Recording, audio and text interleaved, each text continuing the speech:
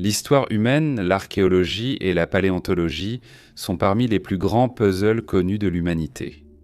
De temps en temps, une nouvelle pièce est découverte sous la forme d'un fossile, d'un nouveau site antique ou d'une source historique, ce qui signifie que nous sommes un pas plus près de résoudre une petite partie de ce puzzle. Mais c'est un puzzle qui ne sera jamais vraiment complet. Ainsi, il existe un nombre insurmontable de mystères qui se sont révélés particulièrement difficiles à résoudre pour ceux qui étudient les premiers humains et les civilisations anciennes.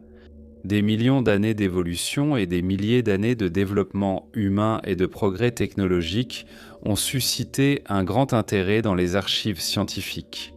Et aujourd'hui, nous allons explorer certains des plus grands mystères qui ont tourmenté les chercheurs sur les premiers humains au fil des années. Installez-vous et détendez-vous pendant que nous explorons les mystères les plus étranges de nos ancêtres anciens. En 1923, les ossements d'un hominidé ont été découverts dans une grotte juste à l'extérieur du village de Jokodion, non loin de Pékin, en Chine. L'humain ancien en question est considéré comme une sous-espèce potentielle d'Homo erectus, et ses restes étaient non mélangés à ceux du gigantesque prédateur éteint Pachycrocuta brevirostris, une hyène géante puissante au museau court. On pense que l'homme de Pékin a habité la grotte il y a entre 200 000 et 700 000 ans avec de grandes variations selon les estimations. Les fouilles de la grotte ont permis de découvrir au fil du temps des mandibules, des crânes, des dents, des fémurs, 2 humérus et un tibia. À partir de sites situés dans le centre et l'est de la Chine, des études approfondies ont été menées sur les restes de ces anciens peuples tout au long des années 1920 et 1930, mais bientôt un désastre allait survenir. L'invasion de la Chine par le Japon en 1937 signifiait que de nombreux artefacts historiques chinois, y compris ceux de la préhistoire, étaient menacés de destruction à mesure que les forces japonaises progressaient dans le pays. Il a été décidé que la meilleure solution serait d'expédier ces artefacts, y compris les restes de l'homme de Pékin, loin de la Chine, où ils seraient en bien moins grand danger. En 1941, après le début de la Seconde Guerre mondiale, il fut décidé d'envoyer les restes de l'homme de Pékin aux États-Unis. Les fossiles ont été emballés, mis en caisse et prêts à l'expédition, mais ils n'arrivèrent jamais. Ce qui est arrivé au reste de l'homme de Pékin reste un mystère à ce jour. Plusieurs théories ont été avancées quant au sort des ossements. On pense que les restes de l'homme de Pékin ont pu couler à cause du mauvais temps ou avoir été coulés par les forces de l'Axe pendant leur transport. Ou peut-être qu'ils ont été enterrés quelque part près de Pékin avant même d'être expédiés. Ils ont peut-être été saisis et détruits par les forces d'invasion, ou peut-être qu'ils ont simplement disparu lors de leur transport à travers le Pacifique. Le nombre de lieux où ces fossiles pourraient se trouver est si grand qu'il paraît très improbable d'y accéder à nouveau, à moins qu'ils ne réapparaissent miraculeusement au bon endroit. Aussi tragique soit la perte des restes de l'homme de Pékin, il se peut que cela ne nous inquiète pas longtemps. De nouveaux fossiles d'homininés sont régulièrement découverts jusqu'à aujourd'hui. On trouve des ossements et des outils pouvant servir à fabriquer des objets ou préparer la nourriture familiale. Des groupes d'hommes à Pékin surveillent cet espace, car les scientifiques pourraient bientôt révéler plus d'informations. Étonnamment, il nous reste encore beaucoup à apprendre sur la physiologie et l'évolution de notre espèce humaine, y compris peut-être de façon encore plus surprenante sur la manière dont nous avons développé notre apparence. En tant que seule espèce humaine vivante aujourd'hui, Homo sapiens est reconnaissable entre toutes comme le seul singe bipède et relativement dépourvu de poils au monde. Comment sommes-nous passés de quadrupèdes grimpeurs d'arbres à cela ? Qu'est-ce qui a provoqué cette étape évolutive ? Les théories sont nombreuses, mais nous ne sommes toujours pas certains qu'aucune d'entre elles ait vraiment mis le doigt dessus. La marche debout est l'un de nos traits remarquables. L'image classique qui définit l'évolution le montre clairement, alors que l'homme ancien libère lentement ses bras de l'emprise de la terre pour les laisser pendre à ses côtés en marchant. De plus en plus grands au fil du temps, nous avons évolué pour marcher sur deux jambes, bien avant d'avoir développé les moyens de créer des outils complexes, et même avant que notre cerveau ne commence à croître de façon exceptionnelle.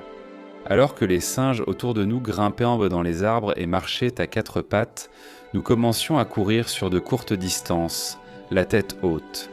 Cela pourrait avoir été une réponse évolutive à l'expansion généralisée des prairies à travers l'Afrique subsaharienne à la fin de l'ère Cénozoïque. À mesure que les forêts s'éclaircissaient et que de vastes savanes herbeuses se formaient. Nos ancêtres ont exploité ce nouvel environnement en devenant grands et élancés, adaptés à la course et à l'observation au-dessus des hautes herbes, plutôt qu'à l'escalade dans le feuillage. Le mystère apparaît lorsque l'on considère qu'il existait de nombreuses autres raisons pour lesquelles les humains auraient pu s'adapter à la marche debout, marcher sur deux jambes. Cela a libéré les mains pour manipuler des objets et rapporter la nourriture où vous vouliez la manger. Cela signifie que marcher ou faire du jogging plutôt que sprinter consomme moins d'énergie que si tous vos membres participaient à la locomotion. Il existe également une théorie qui explore l'idée que les hominidés bipèdes pouvaient mieux réduire leur exposition au soleil, ce qui signifie qu'ils pouvaient réguler leur température plus librement. On ne sait pas combien de ces facteurs, ni dans quelle mesure, ont été impliqués dans le développement de l'être humain moderne. Mais des recherches approfondies continuent d'aller de l'avant. Un argument similaire concerne notre perte de poils corporels. Quel avantage y a-t-il à être un singe relativement dépourvu de poils, alors que toutes les autres espèces de primates sont presque entièrement recouvertes d'une couche de fourrure, en tant que l'un des premiers singes à s'aventurer loin de la sécurité des arbres? Nos ancêtres auraient passé plus de temps en contact direct avec la chaleur du soleil d'Afrique centrale pendant de longues périodes. La fourrure aurait posé problème ici, causant une surchauffe dans les environnements chauds et secs où nous avions évolué. La fourrure des humains archaïques comme Homo habilis a vite disparu chez Homo erectus, ne subsistant que sur quelques zones à poils épais. Une autre théorie suggère que nous aurions perdu nos poils pour nous protéger des parasites tels que les tiques et les puces. Ces insectes auraient vécu dans la savane africaine. Ils auraient eu beaucoup plus de mal à se déplacer sur le corps humain s'ils n'étaient pas recouverts d'une épaisse couche de fourrure. Et dans le cas où un parasite s'accrocherait, il serait beaucoup plus facile de l'enlever en l'absence de poils. Cela aurait ainsi permis d'éviter la propagation de maladies liées aux parasites et insectes dangereux. Ce sont les deux principales théories, mais comme pour le bipédisme, nous ignorons pourquoi ces caractéristiques ont évolué et dans quelle mesure. Quelles caractéristiques environnementales ont facilité leur acquisition? Partout dans le monde, nos ancêtres ont choisi de s'exprimer à travers la création artistique. L'art ancien servait à transmettre des informations, exprimer des croyances religieuses ou spirituelles, ou à occuper le temps. Beaucoup de ces œuvres d'art, dans les premières années, étaient appliquées sur les parois des grottes et les faces rocheuses. L'ocre rouge permettait à l'artiste d'ajouter de la couleur et de délimiter son œuvre. Des centaines de peintures rupestres subsistent, illustrant notamment des environnements, les premiers hommes et les animaux qu'ils chassaient ou qui les chassaient. De nombreuses peintures rupestres sont faciles à comprendre, représentant clairement un ours, un mammouth ou une personne. Cependant, certaines sont restées un défi majeur pour les scientifiques qui cherchent à les interpréter. Les peintures rupestres de la grotte de Lascaux, dans le sud-ouest de la France, comptent parmi les meilleurs exemples d'art paléolithique. Présentant une vaste collection d'animaux, de figures humaines et de symboles peints dans des tons de rouge, de noir et d'orange sur la paroi rocheuse brun pâle de la grotte, on peut distinguer au sein de cette collection des représentations très nettes de bovins, de chevaux, de cerfs, de grands félins et de personnes, avec un degré de compétence artistique presque exceptionnel compte tenu des outils et des connaissances dont disposaient ces humains à l'époque. Alors que la majorité de ces peintures semblent représenter de grands troupeaux d'animaux herbivores, certaines des images sur la roche sont un peu plus abstraites. Des personnages amorphes, des lignes tourbillonnantes et d'étranges symboles imprègnent des images familières, ouvrant une étrange fenêtre sur les esprits disparus de l'Europe ancienne. Le plus grand mystère ici est de savoir ce que certaines de ces peintures représentent exactement. S'agit-il de symboles religieux, d'images de divinités perçues, ou simplement de symboles et de figures créatifs abstraits ? La plus ancienne œuvre d'art figurative connue au monde représente en elle-même un mystère. Découverte progressivement dans une grotte de calcaire dans la province de Kalimantan Est à Bornéo, entre 2014 et 2018, une section de l'œuvre montre un animal qui ne peut pas être identifié. Peinte il y a au moins 40 000 ans, elle représentait un animal à cornes, à sabots, ressemblant à un taureau, mais les scientifiques n'ont pas pu déterminer exactement de quelle espèce il s'agit. On pense qu'il s'agit d'une espèce de bovidé sauvage, mais aucun reste de l'époque ou du lieu de la découverte ne peut y être associé. Peint dans une couleur orange-rouge au milieu de pochoirs de mains et de motifs abstraits, ce bovidé sauvage inconnu est le plus ancien exemple connu d'art non abstrait. Une œuvre figurative dessinée librement représentant quelque chose de réel. Avec un peu de chance, grâce à davantage de recherches dans la région, nous pourrons finalement identifier l'espèce exacte et en savoir plus sur la faune qui partageait la Terre avec ses premiers humains. Sur les anciens sites archéologiques et paléontologiques, à travers l'Europe et l'Asie, l'une des formes d'art les plus courantes retrouvées parmi les vestiges des établissements et des communautés anciennes est la figurine de Vénus. Vous avez probablement déjà vu ces figures féminines nues de l'époque paléolithique, rondes dans leur forme et datant d'il y a entre 20 et 1000 et 26 000 ans, nommées d'après la déesse romaine de la beauté.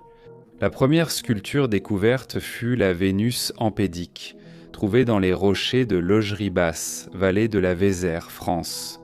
La sculpture mesure environ 8 cm de long, elle est faite d'ivoire et représente une figure féminine sans bras ni tête. Dotée de caractéristiques reproductrices marquées, ce qui a fait penser à un symbole de fertilité, le mystère commence ici. Cependant, nous ne savons en réalité pas pourquoi ces figurines de Vénus ont été créées. La théorie la plus répandue concernant les figurines de Vénus est qu'elles représentent une déesse de la fertilité.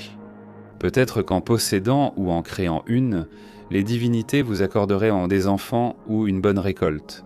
Cela pourrait expliquer leur large diffusion en Europe et en Asie. La silhouette ronde de beaucoup de ces figurines est ce qui a amené les chercheurs à cette conclusion, ce qui pourrait représenter la grossesse ou la nutrition. Elles ont aussi pu être fabriquées par des personnes bénies par une bonne santé, une récolte abondante ou des enfants en bonne santé. Peut-être pour remercier les puissances divines ayant béni les récoltes ou l'enfant. Une autre théorie affirme qu'elles ont peut-être été réalisées comme des portraits sans symbolisme religieux, peut-être par des artistes qui voulaient créer une ressemblance d'eux-mêmes ou de leur famille.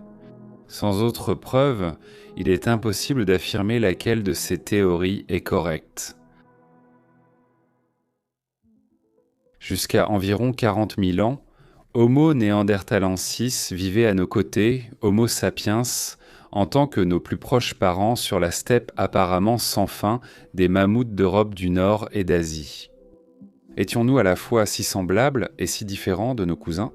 Aujourd'hui, les artistes recréent fidèlement l'apparence d'un néandertalien, mais nous ignorons encore beaucoup de leur mode de vie. La disparition des néandertaliens n'a étonnamment pas encore été entièrement expliquée.